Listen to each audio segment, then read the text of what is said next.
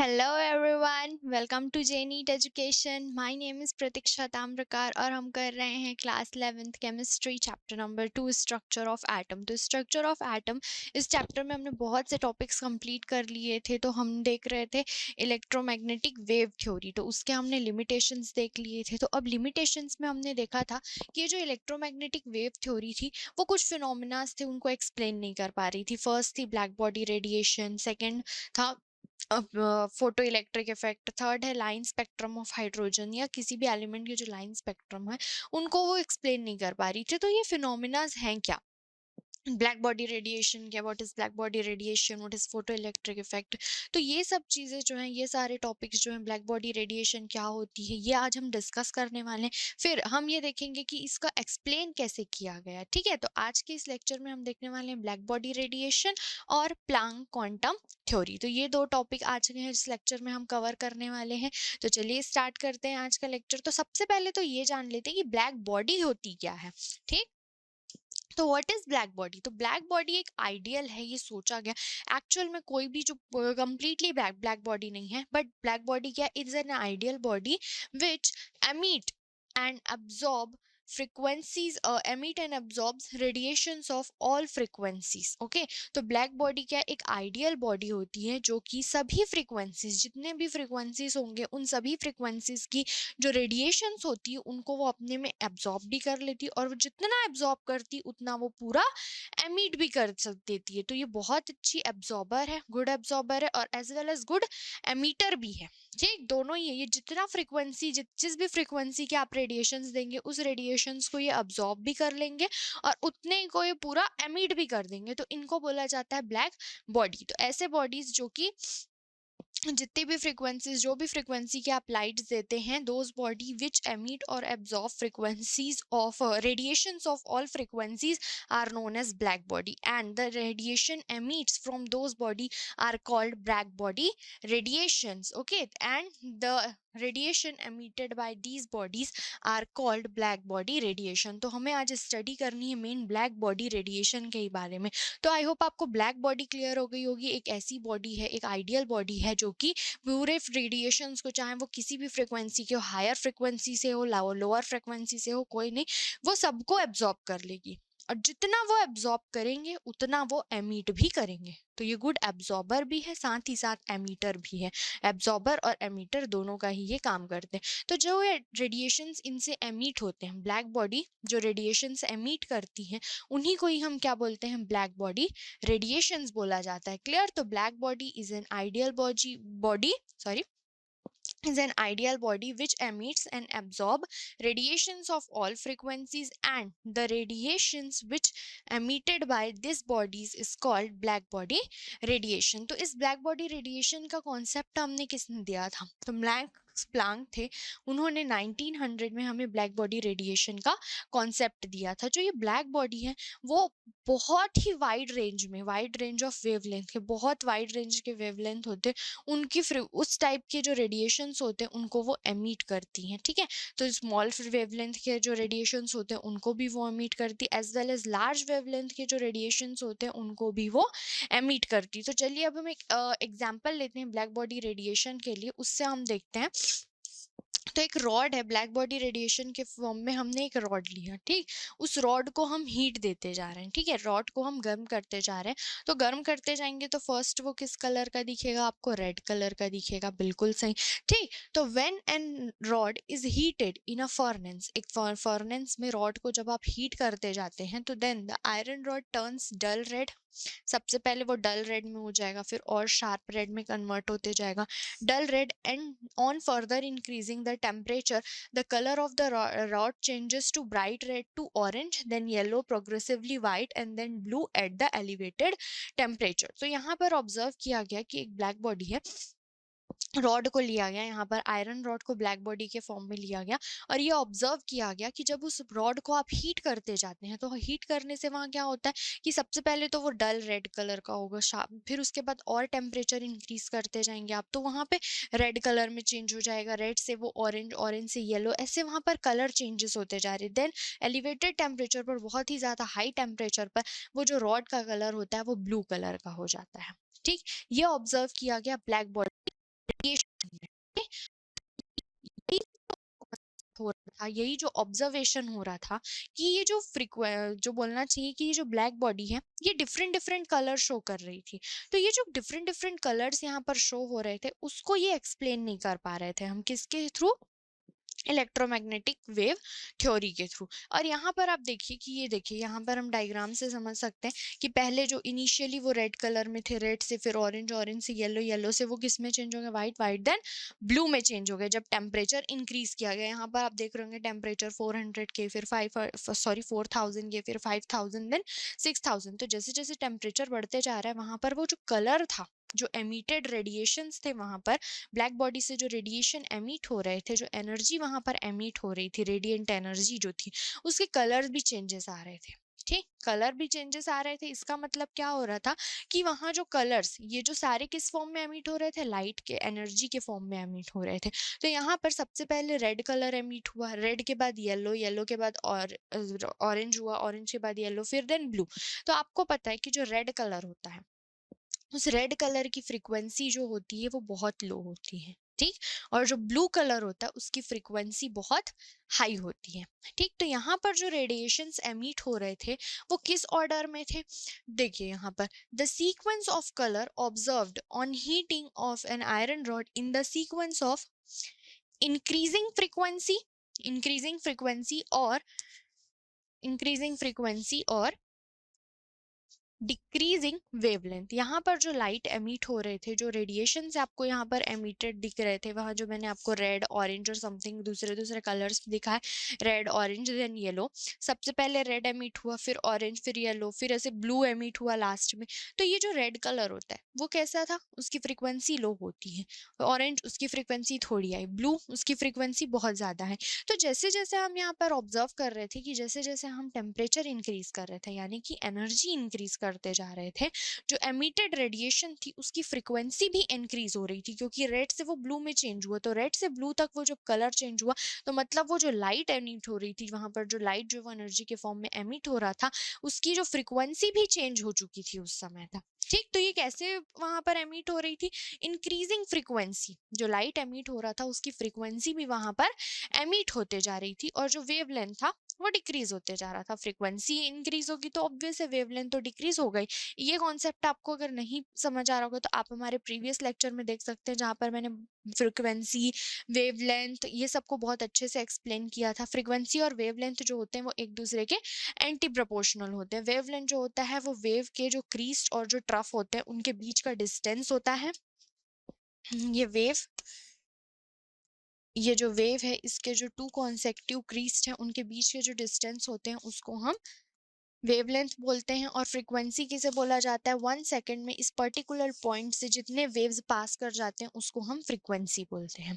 ठीक है, तो ये फ्रीक्वेंसी और वेवलेंथ, तो जितनी ज्यादा फ्रीक्वेंसी होती है उतना कम वेवलेंथ होता है। ठीक है, तो वेवलेंथ यहाँ पर, यहाँ फ्रीक्वेंसी क्या हो रही है? इंक्रीजिंग ऑर्डर ऑफ फ्रीक्वेंसी में लाइट एमिट होते जा रहा है, मतलब उसके वेवलेंथ भी कम होते जा रहे हैं। ठीक, और ये जो सारे लाइट्स एमिट हो रहे हैं, रेड, ऑरेंज, ये सब, ये किस रेंज में थे? विजिबल रेंज में थे, जिसे हम क्या बोलते हैं? विबग्योर के नाम से हम याद रखते हैं। ठीक, तो ब्लैक बॉडी रेडिएशन आपको क्लियर हो गया। हमने एक एग्जांपल के थ्रू ब्लैक बॉडी रेडिएशन भी देख लिया, और इससे हमें पता क्या चला कि जो लाइट एमिट हो रही है,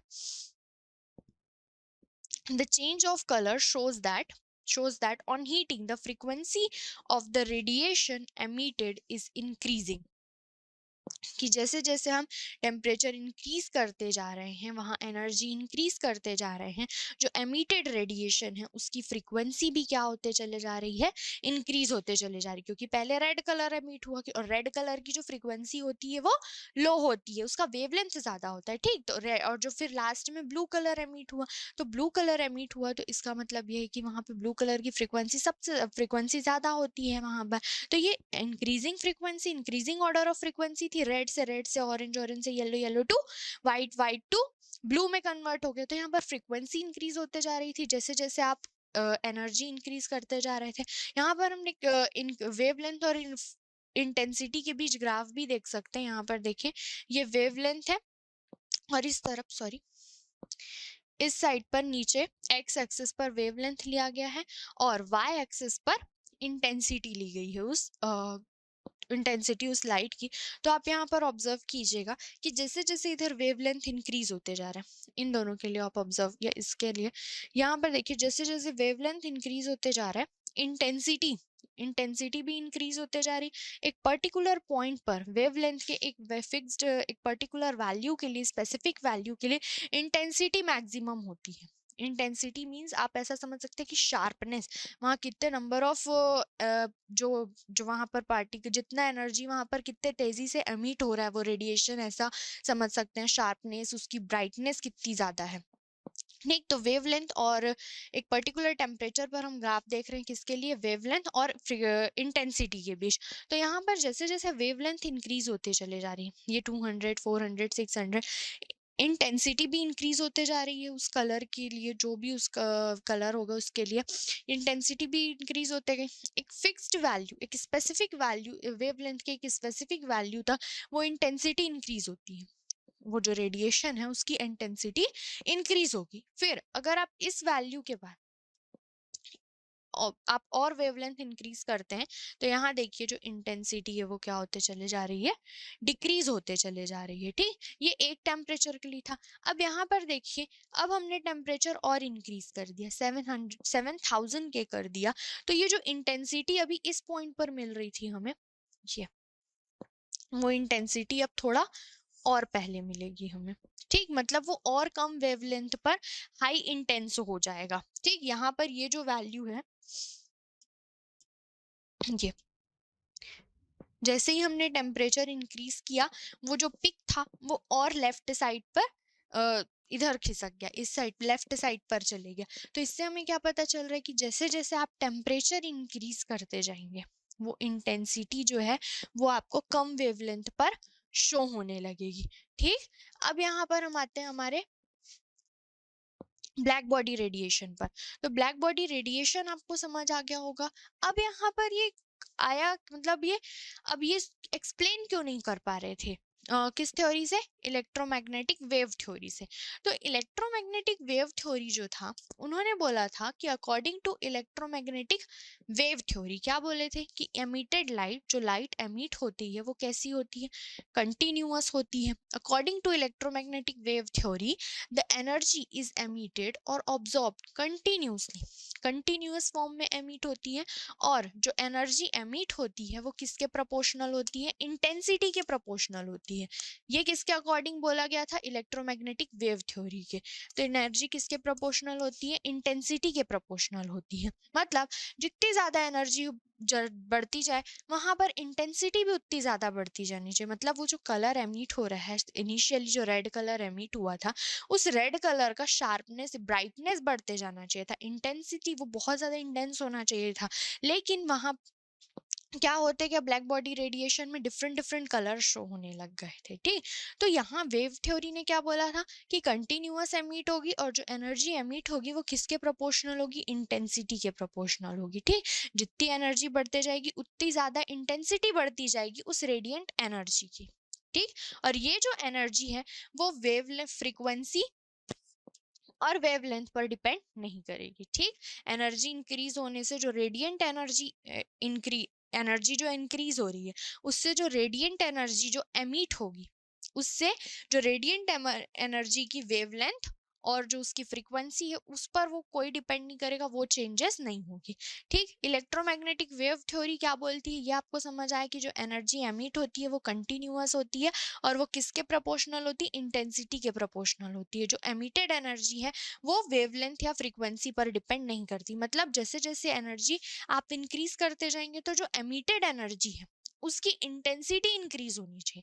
मतलब जो रेड कलर था, उस रेड कलर का शार्पनेस इंक्रीज होना चाहिए, वो जो रेड कलर था उसका ब्राइटनेस इंक्रीज होना चाहिए, वो और ज्यादा ब्राइट होनी चाहिए, बहुत ज्यादा चमकदार होनी चाहिए। बट हमने क्या ऑब्जर्व किया ब्लैक बॉडी रेडिएशन में, हमने ऑब्जर्व किया कि जैसे जैसे एनर्जी वहां पर इंक्रीज होते गई, मतलब जो पार्टिकल्स थे, जो ब्लैक बॉडी था उसने जैसे जैसे एनर्जी एब्जॉर्ब किया, मतलब उसको आप जैसे जैसे हीट करते गए वैसे वैसे वहां पर जो एनर्जी एमिट होती गई, क्योंकि एब्जॉर्बर भी है और एमीटर भी है, तो उसने जो एनर्जी एमिट की वो फर्स्ट उसने रेड कलर एमिट किया, फिर आपने और हीट बढ़ाया तो उसने येलो कलर दिया, फिर उसके और आपने बढ़ा दिया तो उसने ब्लू कलर एमिट किया। तो यहाँ पर हमने देख रहे थे कि वो एनर्जी जो एमिटेड एनर्जी है उसकी फ्रीक्वेंसी भी चेंज हो रही थी। तो ये तो ऑब्जर्व क्या किया गया था कि एनर्जी प्रोपोर्शनल है इंटेंसिटी के भाई, कि रेड कलर एमिट हो रहा है तो रेड ही कलर एमिट होते रहे, वहां पर उसका बस ब्राइटनेस बढ़ता रहे, रेड कलर का उसका जो एमिटेड एनर्जी उसकी कलर चेंज नहीं होनी चाहिए। बट ऑब्जर्व हमने क्या किया कि कलर भी चेंज हो रहा था।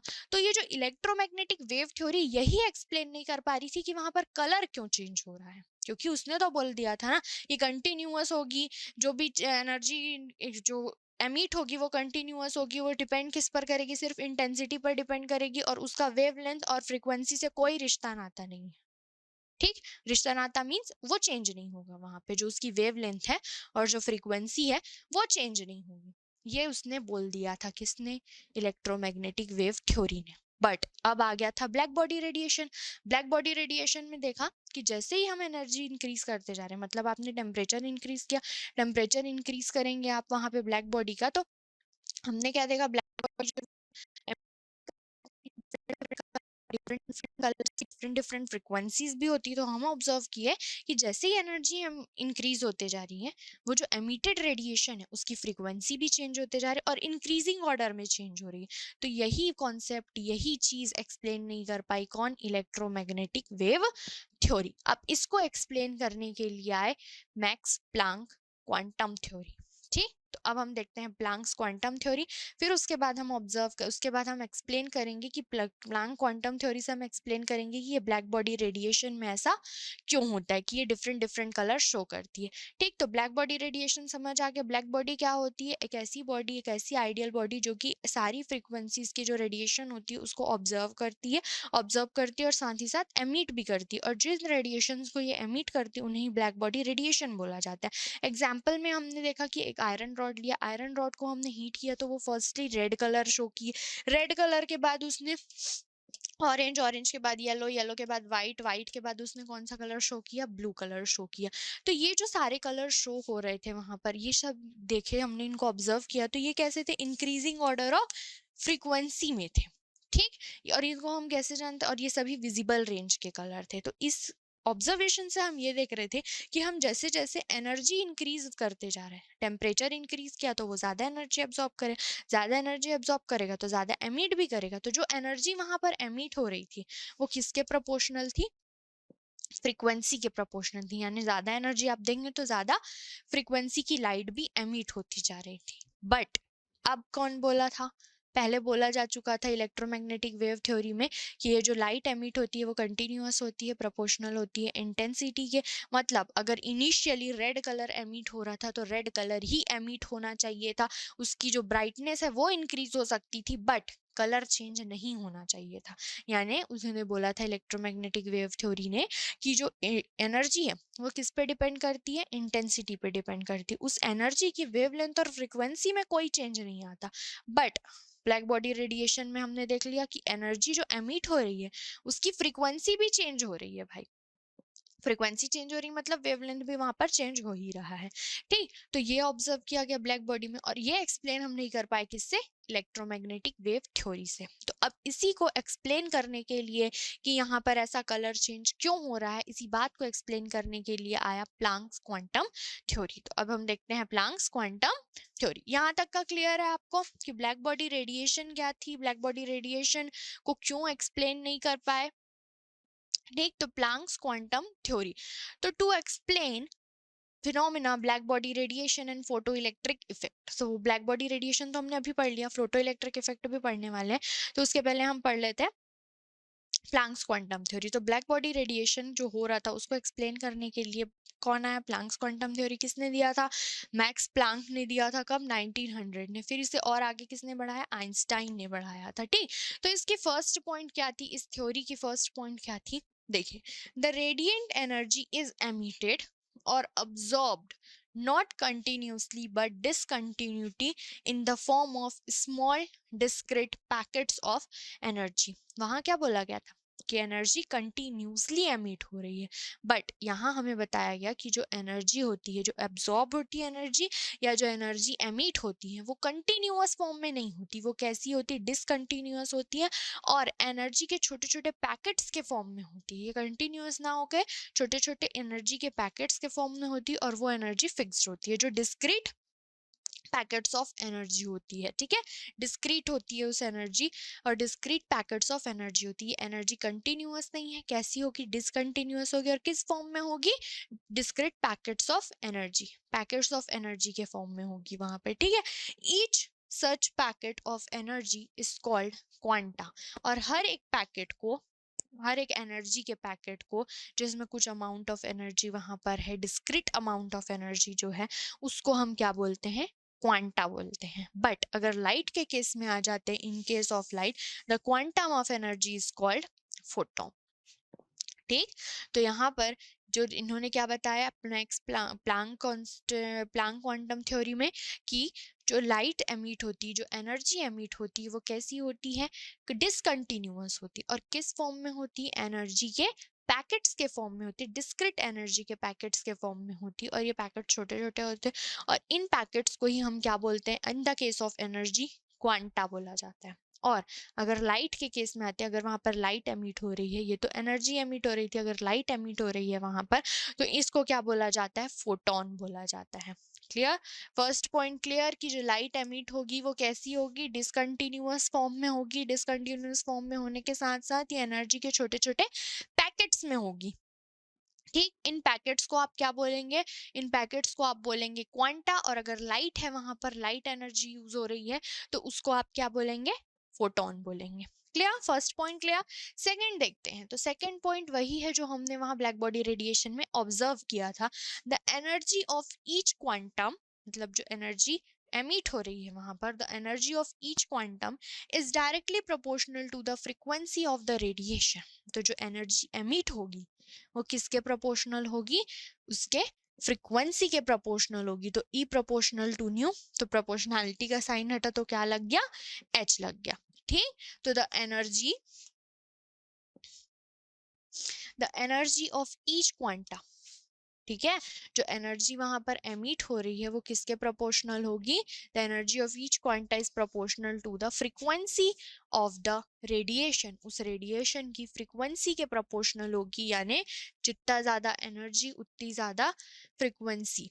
ठीक है, तो ई प्रोपोर्शनल टू न्यू, तो जो एनर्जी एमिट हो रही है वो किसके प्रोपोर्शनल है, फ्रीक्वेंसी के प्रोपोर्शनल है। तो ये प्रोपोर्शनैलिटी का साइन हटा तो क्या लग गया, एक कांस्टेंट एच। इस कांस्टेंट को क्या बोला जाता है, प्लैंक्स कांस्टेंट बोला जाता है। और इसकी वैल्यू होती है 6.626 इंटू 10⁻⁻27 अर्ग सेकेंड और 6.626 इंटू 10⁻⁻34 जूल सेकेंड। ये वैल्यू आप याद रखेंगे कि प्लैंक कांस्टेंट की वैल्यू क्या होती है, 6.626 इंटू 10⁻⁻34 जूल सेकेंड। ठीक, नेक्स्ट इन्होंने बोला कि जो the total amount of energy emitted or absorbed by a body will be some whole number of quanta। तो जितनी भी एनर्जी वहां पर एब्जॉर्ब होगी या एमिट होगी वो होल नंबर होगी, किसकी, क्वांटा की। मतलब एक फोटोन की एनर्जी की होल नंबर होगी, यानी वहां पर जो एनर्जी एमिट होने वाली है, जो भी टोटल एनर्जी होगी, वो 5h न्यू हो सकती है, 6h न्यू हो सकती है, 100h न्यू हो सकती है, बट फ्रैक्शन के फॉर्म में नहीं होगी। मींस ऐसा नहीं 1.5h न्यू या 2.6h न्यू, ये इस फॉर्म में नहीं होगी। वो हमेशा कैसे होगी, जो वन क्वांटा या वन फोटोन की एनर्जी है उसके होल नंबर में होंगी। तो ये E is equals to NH nu, where N is any integer. The energy possessed by, ये मेन, the energy possessed by 1 mole of quanta. 1 mole of quanta means कितने सारे क्वांटा है वहां पर, कितने सारे एनर्जी पैकेट्स है, 6.022 इंटू 10⁻23 पैकेट्स है वहां पर। तो energy possessed by 1 mole of quanta, that is Avogadro number, of quanta is called 1 Einstein of energy. ठीक, तो यहाँ पर क्या आ जाएगा, E is equals to n0 h nu. ठीक है, तो एक फोटोन की एनर्जी कितनी, h न्यू, या एक क्वांटा की। तो अगर हमारे पास कितने क्वांटाज आ जाए, एवोगेड्रो नंबर जितने क्वांटाज आ जाएंगे, तो या एक की h न्यू, तो एवोगेड्रो नंबर जितने क्वांटाज या 1 मोल क्वांटा की energy n naught h nu, n0 h nu. ठीक, तो E is equals to n0 h nu. Nu is equals to क्या होता है, रिलेशन याद कीजिए, आपको हमने लास्ट लेक्चर में पढ़ा था, nu zero is equals to C upon lambda. ठीक, तो फाइनली हमारे पास क्या आ गया, n0 h C upon lambda. ठीक, तो ये आपको ये 3 पॉइंट्स क्लियर हो गए, तीनों पॉइंट्स क्लियर हो गए कि जो एनर्जी एमिट होती है वो डिसकंटिन्यूअस होती है in the form of discrete energy packets. किस फॉर्म में होती है, एनर्जी पैकेट्स के फॉर्म में होती है। उन एनर्जी पैकेट्स को आप क्या बोलते हैं, क्वांटा बोलते हैं in the case of energy, and in the case of light called photon. ठीक, सेकंड, ये जो एनर्जी एमिट होती है वो किस पे प्रोपोर्शनल होती है, फ्रीक्वेंसी के प्रोपोर्शनल में होती है। ठीक, क्लियर, तो E प्रोपोर्शनल टू न्यू, तो E is equals to H nu. Third, कि ये जितनी भी अमाउंट ऑफ एनर्जी यहाँ पर एमिट होने वाली है वो किसके होल नंबर मल्टीपल होंगे, क्वांटा के एक फोटोन में जो एनर्जी एमिट होने वाली उसके होल नंबर मल्टीपल होंगे। तो the total amount of energy emit और absorb by body will be some whole number of quanta. और one energy, one Einstein of energy का मतलब क्या है, energy of 1 mole of quanta. ठीक है, ये क्लियर हो गया आपको ये तीनों पॉइंट्स। अब इन तीनों पॉइंट्स की ही हेल्प से हम देखने वाले हैं कि ब्लैक बॉडी रेडिएशन को हम कैसे एक्सप्लेन कर सकते हैं। तो ब्लैक बॉडी रेडिएशन में हमने देख लिया कि कलर चेंज हो रहा है। अब यहाँ पर जो प्लैंक क्वांटम थ्योरी थी, सॉरी मैं कांस्टेंट बोल देती हूँ बार बार, प्लैंक क्वांटम जो थ्योरी थी, प्लैंक क्वांटम थ्योरी में हमने क्या देखा कि E प्रोपोर्शनल है किसके, न्यू के। मतलब जितनी ज्यादा एनर्जी वहां पर होती जाएगी उसकी फ्रीक्वेंसी भी उतनी ज्यादा होती जाएगी। ठीक, तो यहाँ पर ब्लैक बॉडी रेडिएशन के केस में हम क्या कर रहे थे, हीट बढ़ाते जा रहे थे, जो टेम्परेचर था उसको आप और बढ़ाते जा रहे थे, मतलब ज्यादा से ज्यादा एनर्जी देते जा रहे थे। तो जब ज्यादा से ज्यादा एनर्जी देंगे तो वो जो सिस्टम है ब्लैक बॉडी रेडिएशन उसकी एनर्जी भी हाई होते जाएगी, तो जो एमिटेड एनर्जी वो भी हाई होते जाएगी। और हमने प्लैंक क्वांटम थ्योरी से क्या देखा कि जो एमिटेड एनर्जी है वो किस पे डिपेंड करती है, किसके प्रोपोर्शनल होती है, फ्रीक्वेंसी के प्रोपोर्शनल होती है। तो फ्रीक्वेंसी के प्रोपोर्शनल है, मतलब जो एमिटेड एनर्जी उसकी फ्रीक्वेंसी भी चेंज होते चले जाएगी। ठीक, मतलब जितना ज्यादा आप एनर्जी देंगे उस रेडिएंट एनर्जी की, उस एमिटेड एनर्जी की फ्रीक्वेंसी भी वहां पर चेंज होते चले जाएगी। ये किसने बताया हमें, प्लैंक क्वांटम थ्योरी ने, कि आप जितना ज्यादा एनर्जी वहां देंगे, जितना ज्यादा एनर्जी देंगे उतना ही एमिट होगी, और उस एमिटेड एनर्जी का जो फ्रीक्वेंसी है वो भी उतना ही ज्यादा होगा। तो आपने हीट दिया, सिस्टम की एनर्जी बढ़ी, एमिटेड एनर्जी बढ़ी, और एमिटेड एनर्जी किसके प्रोपोर्शनल होती है, फ्रीक्वेंसी के प्रोपोर्शनल होती है। किसके, ठीक, तो उसकी फ्रीक्वेंसी भी वहां पर इंक्रीज कर गई। अब फ्रीक्वेंसी इंक्रीज कर गई तो फ्रीक्वेंसी और जो कलर होता है रेडिएशन के उसमें कोरिलेशन होता है, यानी फ्रीक्वेंसी जैसे जैसे इंक्रीज होते जाती है वहां पर कलर भी चेंज होते चला जाता है। ठीक, तो इस तरह से उन्होंने ये जो ब्लैक बॉडी रेडिएशन को उसने एक्सप्लेन किया कि यहाँ पर जो एनर्जी होती है वो किसके प्रोपोर्शनल होती है, फ्रीक्वेंसी के प्रोपोर्शनल होती है। और जैसे जैसे आप एनर्जी वहां पर बढ़ाते जाएंगे फ्रीक्वेंसी भी बढ़ते जाएगी उस रेडिएंट एनर्जी की, एमिटेड एनर्जी के, और इसलिए वो पहले रेड कलर शो करेंगे लो फ्रीक्वेंसी, फिर रेड से ऑरेंज थोड़ी हाई फ्रीक्वेंसी, फिर और ज्यादा करते करते ब्लू कलर शो करेंगे। ठीक, तो इनिशियली तो टेम्परेचर कम था तो वहां पर उतना ज्यादा कुछ नहीं, बट जैसे जैसे टेम्परेचर इंक्रीज होते गया जो सिस्टम था उस सिस्टम में जो एटम्स रहे होंगे उन्होंने और ज्यादा एब्जॉर्ब करना शुरू कर दिया एनर्जी को। तो जितना एब्जॉर्ब करेंगे उतना एमिट भी करेंगे, और जो एनर्जी होती है वो किसके प्रोपोर्शनल होती है, फ्रीक्वेंसी के प्रोपोर्शनल। तो फिर एनर्जी बढ़ी तो फ्रीक्वेंसी भी बढ़ जाएगी उस एमिटेड एनर्जी की। ठीक, तो एमिटेड एनर्जी की फ्रीक्वेंसी भी बढ़ गई, और फ्रीक्वेंसी और कलर में तो कोरिलेशन होता ही कि जैसे जैसे फ्रीक्वेंसी चेंज होते जाती है उस एमिटेड लाइट इस एमिटेड एनर्जी के कलर भी चेंज होते चला जाता है। इसलिए आपने टेम्परेचर इंक्रीज किया, टेम्परेचर इंक्रीज करने से फ्रीक्वेंसी भी इंक्रीज हो गई, और फ्रीक्वेंसी इंक्रीज हुई इसलिए वहां पर जो कलर था वो भी चेंज होते चले गया। ठीक, तो यहाँ पर देखते हैं हम now as heating is continued, मतलब हीट करते जा रहे थे तो heating is continued, more and more energy is being absorbed by the atoms and they emit radiations of higher and higher frequency as red light has minimum and yellow has higher frequency, and therefore the body on heating becomes first red then yellow and so on. तो यहाँ पर इस तरह से जो Planck quantum theory से उससे black body radiation को हमने एक्सप्लेन किया. अब जो प्लैंक क्वांटम थ्योरी थी उससे हमने फॉर्मूला डिराइव किया था. कौन सा formula? E proportional to nu और E is equals to H nu. तो इसको हम और कैसे लिख सकते हैं? एच न्यू, तो न्यू इज इक्वल्स टू क्या होता है? C upon lambda. तो H is equals to C upon lambda. तो इन्हीं पर बेस्ड कुछ न्यूमेरिकल सॉल्व करने वाले हैं हम. ठीक है, देखते हैं ये न्यूमेरिकल्स. तो फर्स्ट न्यूमेरिकल है हमारे पास, calculate the energy of 1 mole of photon of radiation whose frequency is 5 into 10 to the power 14 hertz. Okay, तो आपको क्या कैलकुलेट करना है? Calculate the energy of 1 mole of photon. तो आपको 1 मोल फोटोन है उसकी एनर्जी कैलकुलेट करनी है. तो whose frequency is 5 into 10 to the power 14 और उसकी फ्रीक्वेंसी मीन्स न्यू कितना दिया हुआ है?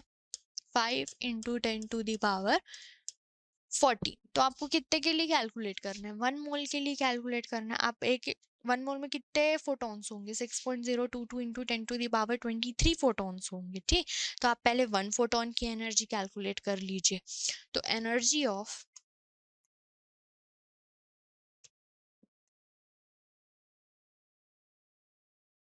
1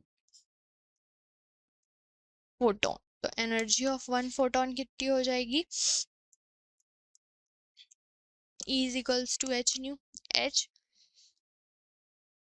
H की वैल्यू क्या? 6.626 into 10 to the power minus 34. New की वैल्यू दी हुई है इतना 5 into 10 to the power 14 hertz, मतलब सेकेंड इनवर्स. और ये किस में होता है? जूल सेकेंड्स में होता है. ठीक, तो ये कितना आ जाएगा आपके पास? 6.626 into 10 to the into 5 into 10 to the power minus 34 plus 14. Base same तो पावर्स ऐड हो जाएंगी. ठीक, तो यहाँ कितना हो जाएगा?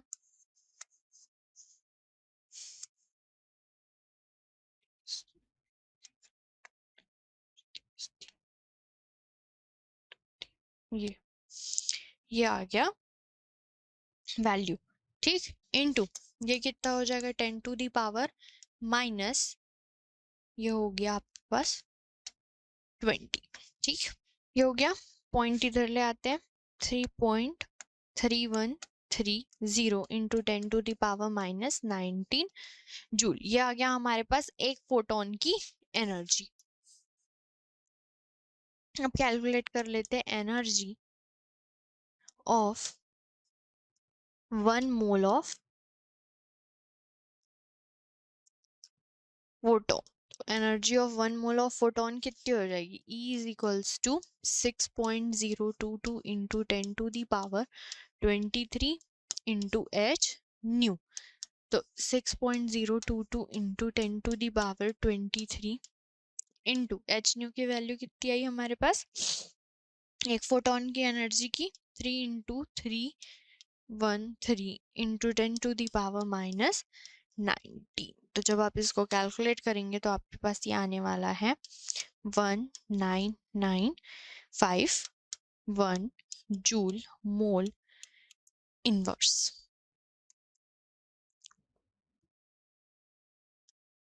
ठीक, तो आपको 1 मोल का कैलकुलेट करना था. 1 मोल यानी कितने सारे वहाँ फोटॉन्स होंगे? 6.022 into 10 to the power 23 photons होंगे वहाँ पर. तो आप पहले एक फोटॉन की एनर्जी कैलकुलेट कर लीजिए कि एक फोटॉन की एनर्जी हमने कैलकुलेट कर ली यहाँ 3.3130 into 10 to the power minus 19 joule. अब आपको कितने के लिए करना है? 1 मोल के लिए करना है. तो 1 मोल के मतलब कितने फोटॉन्स वहाँ पर? एवोगैड्रो नंबर जितने फोटॉन्स, तो उसके लिए कैलकुलेट कर लीजिए. ठीक, तो नोट कर लीजिए, आप स्क्रीनशॉट ले लीजिए या नोट करना है नोट कर लीजिए. ठीक, नेक्स्ट अब हम देखते हैं. नोट कर लिया आपने? अब चलिए नेक्स्ट क्वेश्चन देख लेते हैं। ठीक, चलो नेक्स्ट।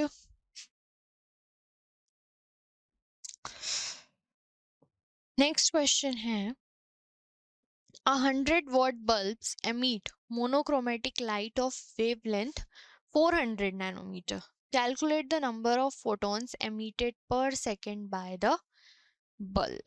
Okay, ठीक। आपको क्या कैलकुलेट करना है? नंबर ऑफ फोटॉन्स एमिटेड पर सेकेंड। आपको पावर दे रखा है यहाँ पर, बल्ब का वॉट मीन्स पावर दे रखा है यहाँ पर। पावर कितना दिया हुआ है? 100 वॉट। 100 वॉट का मतलब क्या? 100 जूल पर सेकेंड। ओके, 100 जूल यहाँ पर सेकेंड यहाँ एनर्जी एमिट हो रही है, मतलब एक सेकेंड में कितनी एनर्जी एमिट हो रही है? वहां पर 100 जूल एनर्जी जो है वो एमिट हो रही है। ठीक, 100 watt bulb emits monochromatic light of wavelength 400 nanometre. Wavelength कितना दिया हुआ है? यानी लैम्डा दिया हुआ है 400 नैनोमीटर। तो नैनोमीटर को मीटर में कन्वर्ट कर लीजिए, तो 1 nanometre is equals to 10 to the power -9 metre. तो 400 into 10 to the power -9 metre, इसको आप क्या लिख सकते हैं? 4 into 10 to the power -7 metre. अब क्या करेंगे? अब आपको नंबर कैलकुलेट करना है, ठीक है, कि calculate the number of photons emitted पर सेकेंड। तो आपको पूरे जितने भी वहां फोटॉन्स एक सेकेंड में एमिट होते हैं उनकी एनर्जी आपको पता है, ठीक है। तो यहाँ पर उनके उनसे जो एनर्जी एमिट हो रही है ये आपको पता है कि जितने भी वहां एक सेकंड में एमिट हो रहे होंगे, तो सारे फोटॉन्स की एनर्जी आपको पता है 100 वॉट। तो आप एक फोटोन कितना एनर्जी एमिट कर रहा है ये निकाल लीजिए सबसे पहले। फोटोन ऑफ सॉरी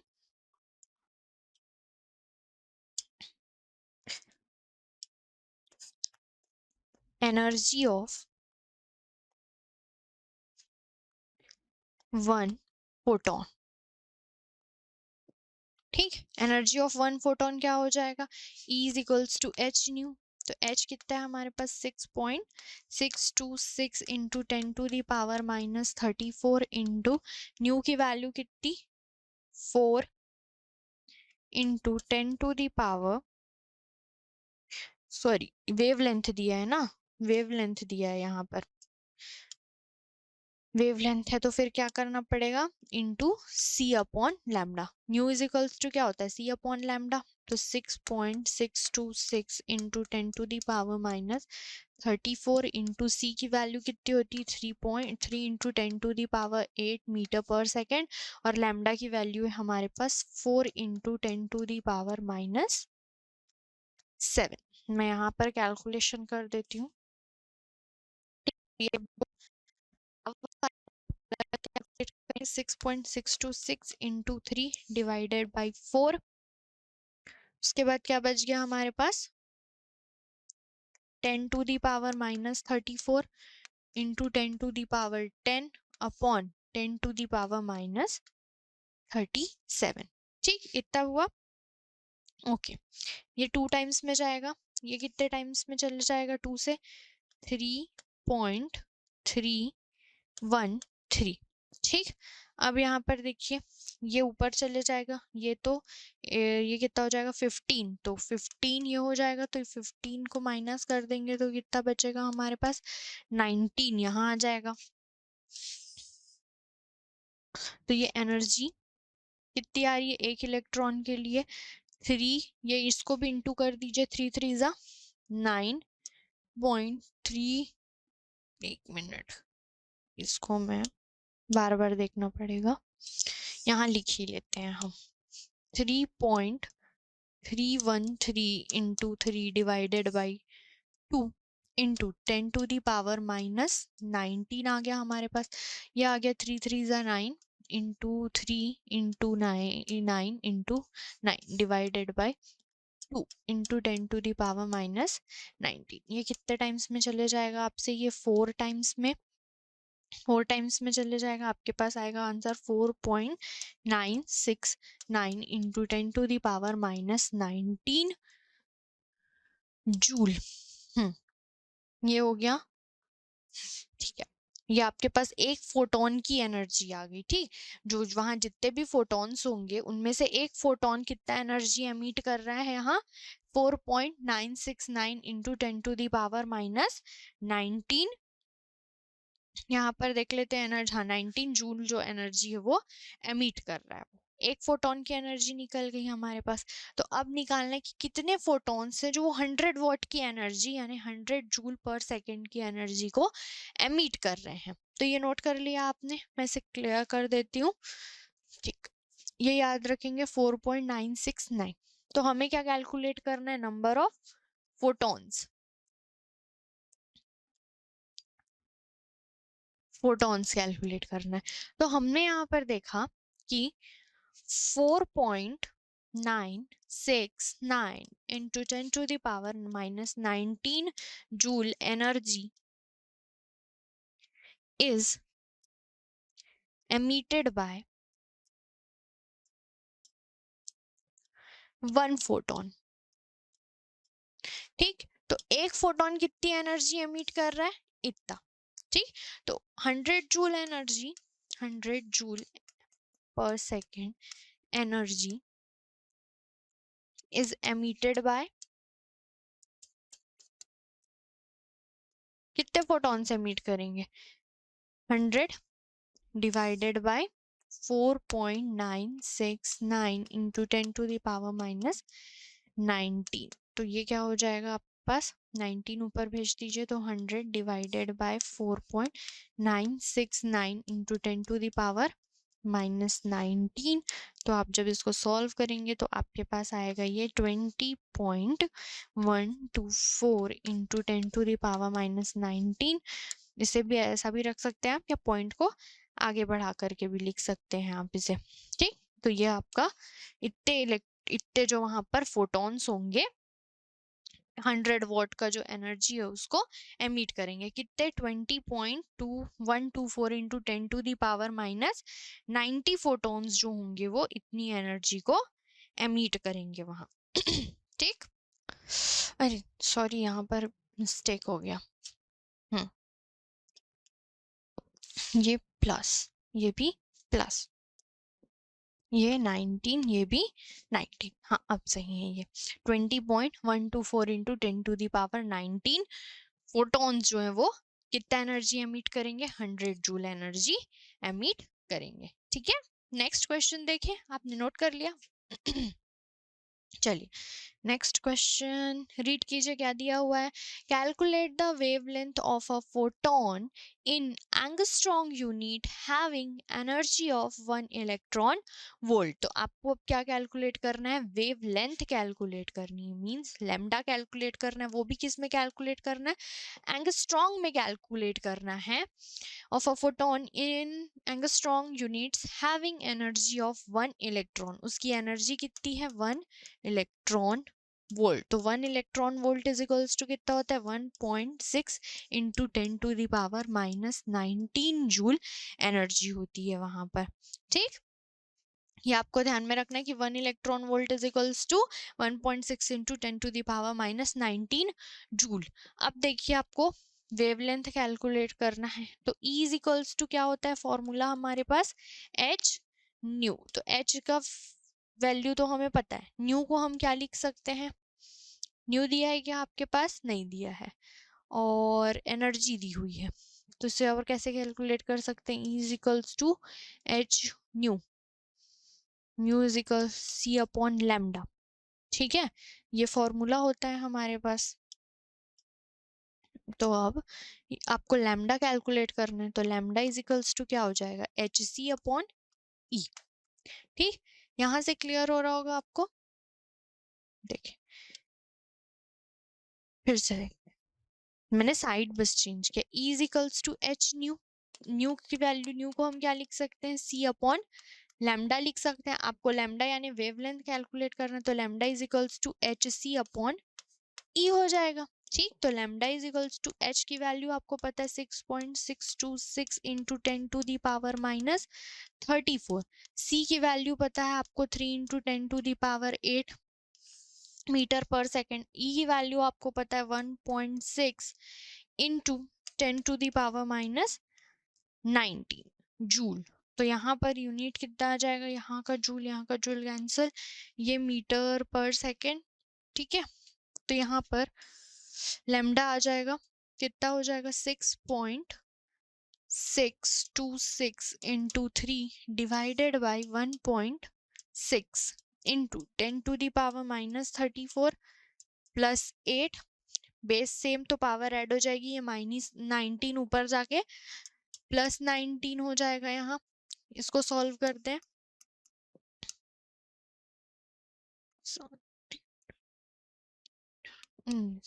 और ये हो गया 1.6 इंटू 10⁻, ये कितना हो जाएगा,